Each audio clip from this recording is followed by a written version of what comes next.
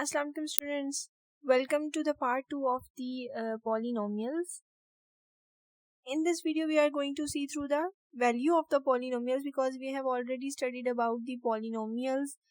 How can we identify the polynomials, what are their types on the basis of their degrees, numbers and terms and variables as well. So today we are going to see through the values of the polynomials. How can we find the value of a single polynomial? So move forward, the values of the polynomials. I have already solved this example for you. X squared plus 2x plus 6. This is the example of the polynomial. I write it here as p of x.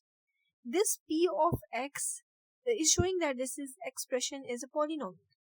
P of x is equal to x squared plus 2x plus 6. Here, if we put x is equal to 2, we can put any value. But I put here x is equal to 2. So I'm going to explain it that when we were talking about x is equal to 2, so we put 2 in place of x present in the whole expression. Like here x is present, here x is present, here x is present. So we put 2 in place of all the x's. So p of 2 is equal to 2 square plus 2 into 2 plus 6. So 2 square plus 2 into 2 plus 6. So p of 2 is important to write here, and then we should solve it with the help of any number placed instead of variables.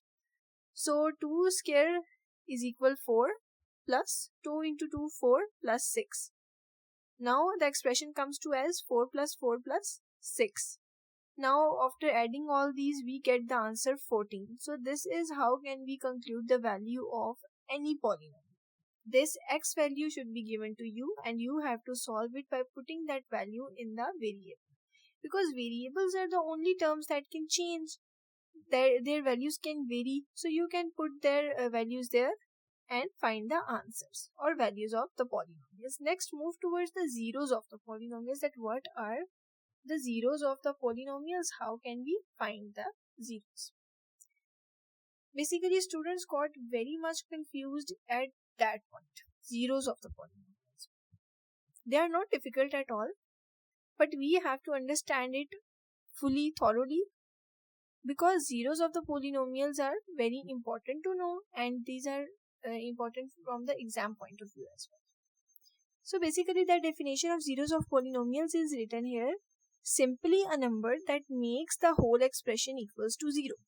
This is the easiest definition I have written for you, that it is simply the conversion of whole expression to 0.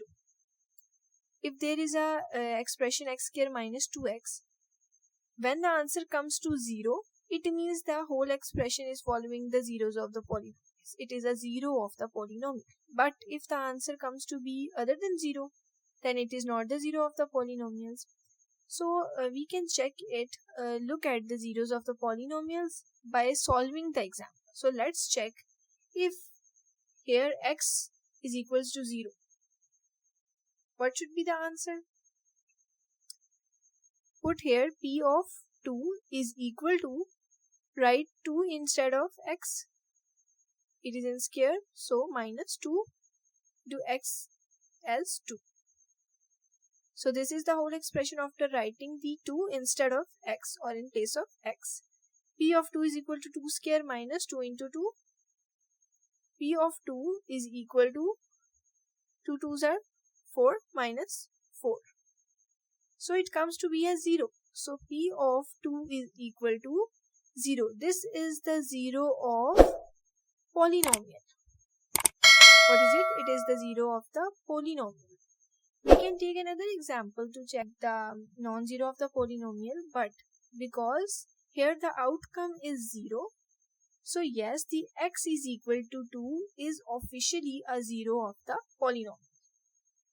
You have to keep it in mind that this expression x is equal to 2 is the 0 of the polynomial. Next, move towards the non-zero. So what if we test x is equal to 0 for a different expression, like I have written p of x is equal to x square minus 2x plus 4. By putting here x is equal to 2, as we have put it there, x is equal to 2, what could be the answer of that polynomial? So let's check it together. If we put x is equal to 2, so p of 2 is equal to x 2 so square minus 2 into, place 2 instead of x, plus a constant 4. So here p of 2 is equal to 2 times 4 minus 2 times 4 plus 4. So p of 2 is equal to 0 plus 4, and it comes to be as 4. So p of 2 comes to be as 4. It is a non-zero. So can we call it as the zero of the polynomial? No, we cannot call it the zero of the polynomial. It is a non-zero.